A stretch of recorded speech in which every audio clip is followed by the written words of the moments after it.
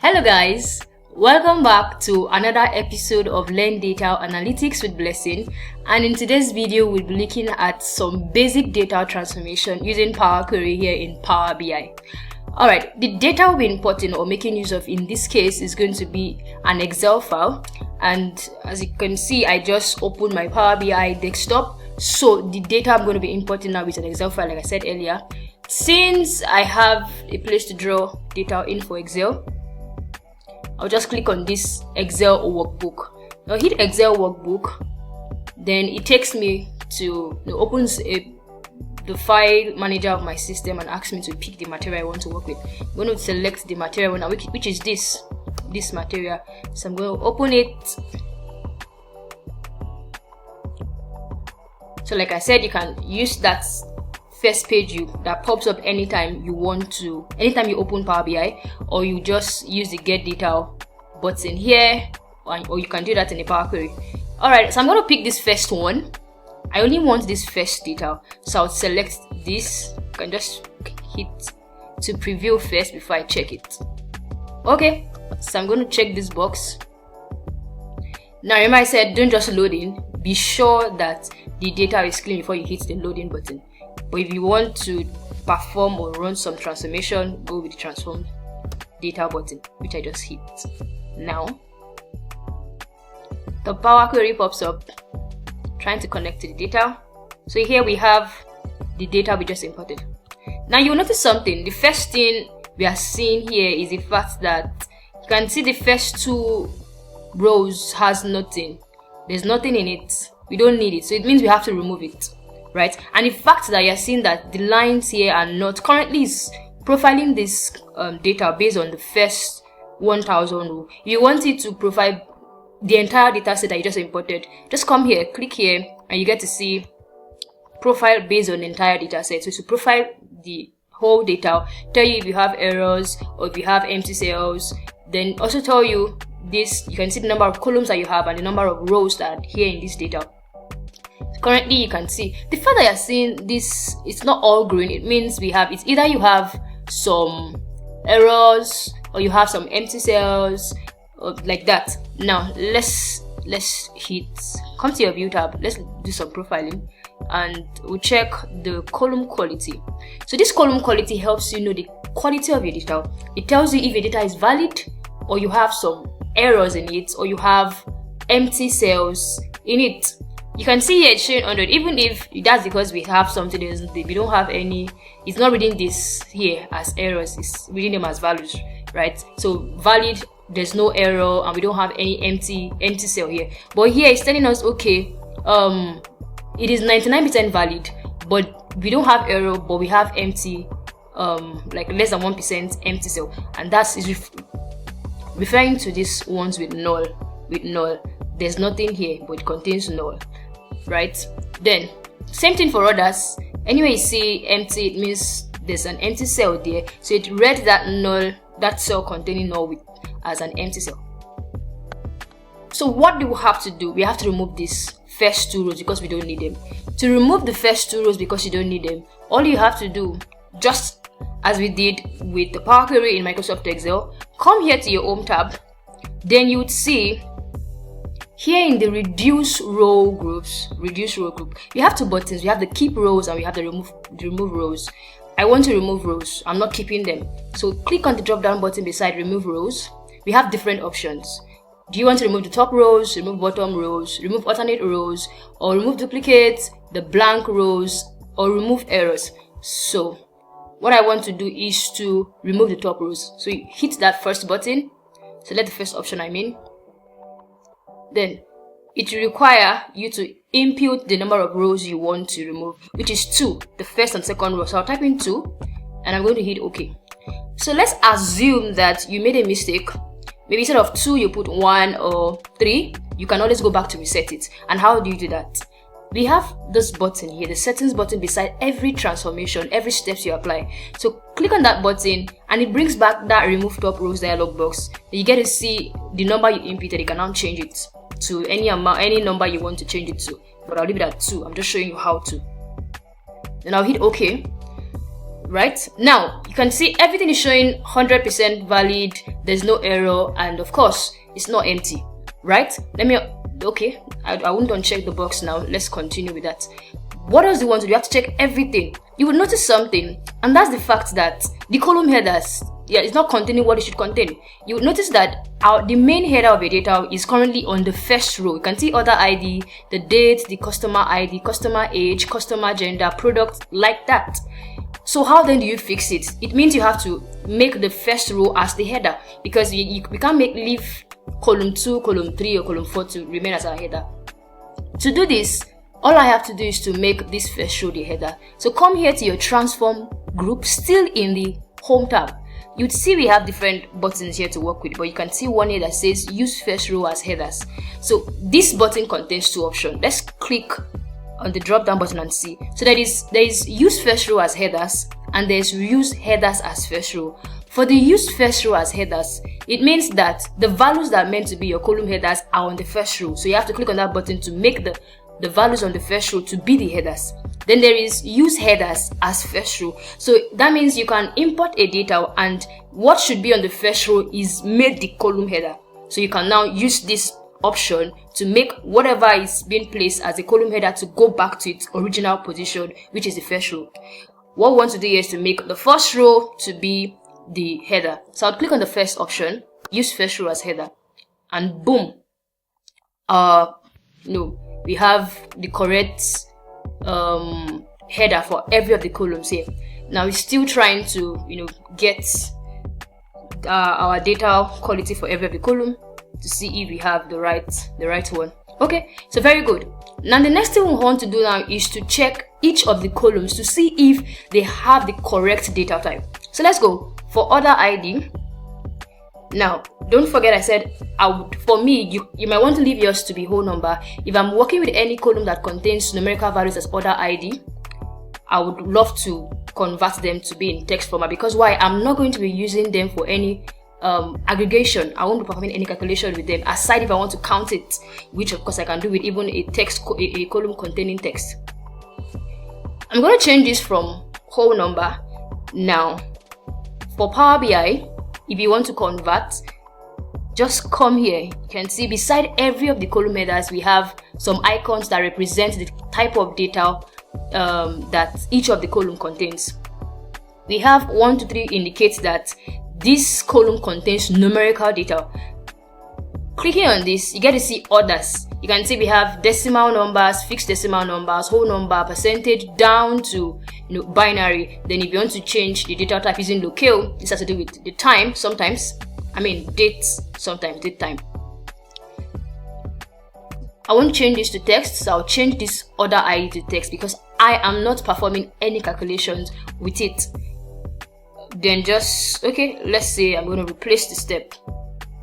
Replace. And the next one is date. We know this contains dates. I'll leave it as date. Then the next one is customer ID. I don't want any ID to be in numerical format, so I'm going to change it to text. Replace current. Just change this.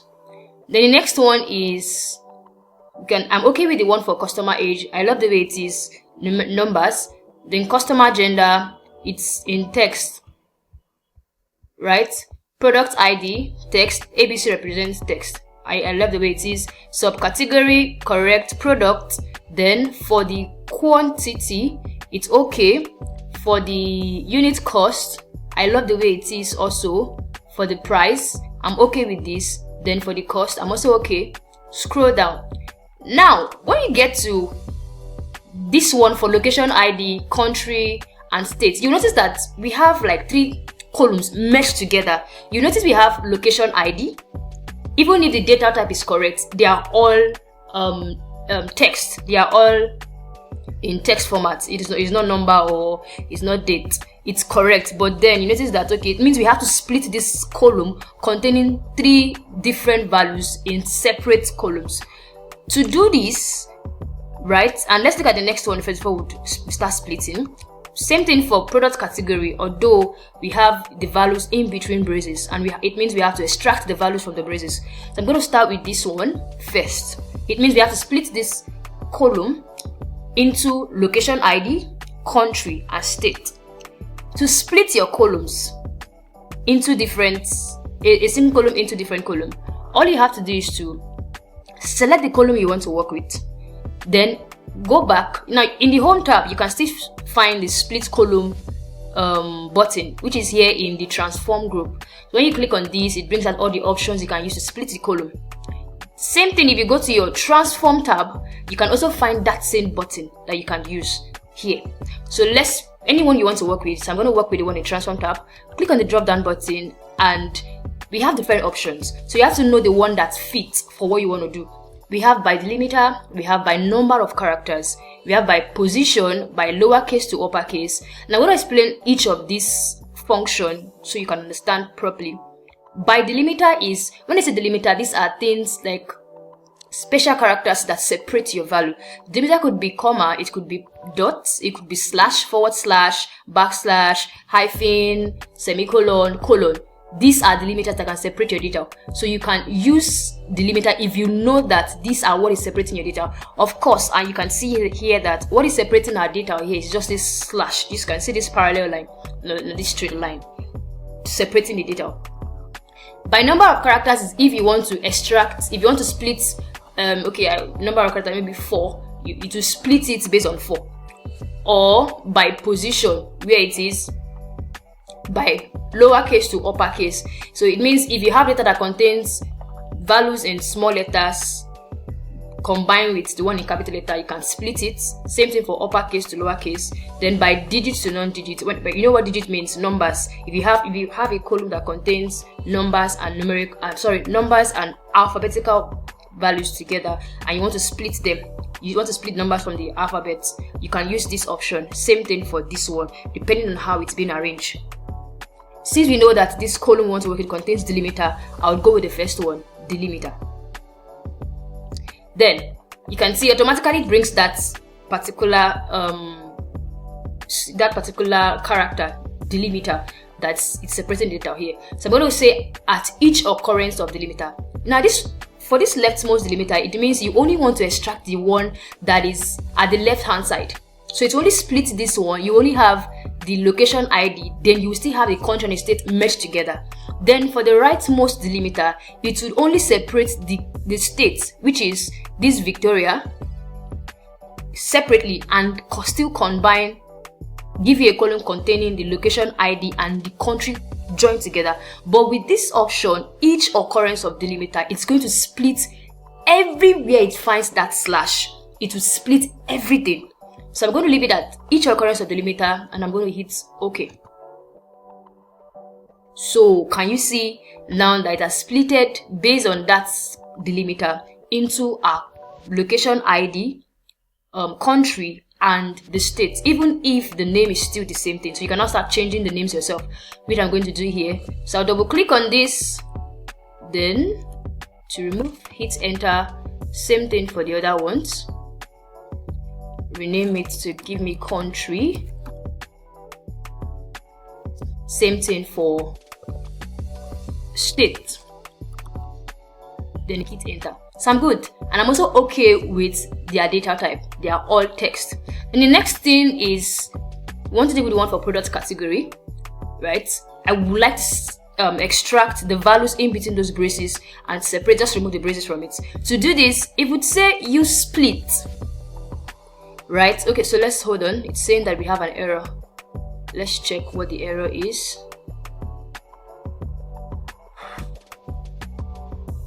Okay, so we no longer have our errors here.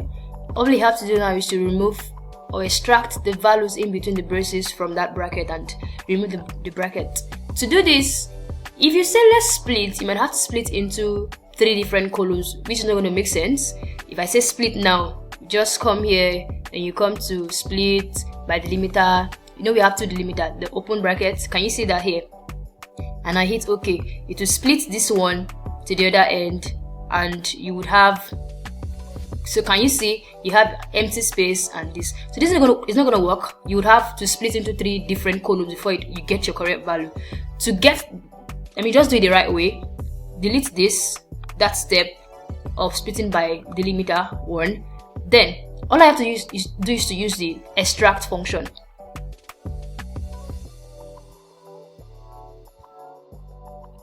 So I'll click on the drop down button here beside the extract, and what I want to do is we have different options here: the length, first characters or last characters, the range, text before the delimiter, text after the delimiter, text between delimiters. And what we want to do is to extract text in between the open bracket and the close bracket. So I'll select this particular one. The text between delimiters dialog box appears. It's asking you what is your start delimiter, which is the open bracket, what is the end delimiter, the close bracket, and I'll just hit OK. So it extracts that for me and I get my result. So I'm just going to change this from product category 2 to just product category itself. Now can you see how we're able to just do this in less than how many minutes? Remove the top rows that we don't need, check the data type, split into different columns, extract using the function for split columns and extract columns. That's how you run things. Okay, what if I want to maybe for the so I'm trying to see what we can capitalize so it makes sense. Okay, let's just work with the one for products. Let's say I want to capitalize this, put it in capital letter, or you want to read. I'm just going to show us how we can. Let's say you have a name, you want to put in capital letter, or you want to reduce to small letter and the likes. So you come here, still in your transform tab, and in this group, text column group, you can see the options for format. So do you want to lowercase, uppercase, capitalize each word? You want to trim. Trim function is used when you have excess spaces in your column. So if you have excess spaces in your column, maybe you instead of of course every text starts it stays on the left hand side. It's aligned on the left hand side, while numbers are aligned on the right hand side, and you can see it from here. You can see the product or the product name are on the left hand side, but here for order quantity the numbers are on the right hand side. So a text that should start on the right hand side, we have different just spaces in front, a lot of spaces in front, then the value. You can use the trim function to remove those excess spaces from your data. You can use the clean function to remove non-printable characters from your data too. You want to add prefix or you want to add suffix. For prefix, let's say I want to add let me see, I'm gonna go back. Let's say I want to add prefix here to the customer ID, right? To make it more unique, I want to add maybe C, just C. So I'll come here, select this, then in my format, clicking on the format button, and just let's look at prefix. So it's going to bring this prefix and say enter a text value to add to the front of each value in the column. And I'll just put C, capital letter C, and hit OK. Can you see we now have capital letter C in front of every of the values in the customer ID? It makes it more unique now. We're not having just numbers there. Same thing, let's say I want to do the same thing for order ID. Let's say I want to add just suffix, to add a text at the back of the numbers towards the end. Suffix, let's say I want to just put let's say just OR, and I hit enter. You'd find out that every of the values you now have OR at the back of it. So it makes sense, right? This is how you add suffix and prefix to your data. So I'm going to cancel that step because I don't need the suffix. I'm just showing us how to. So I'll delete this. I'll leave the one for customer ID.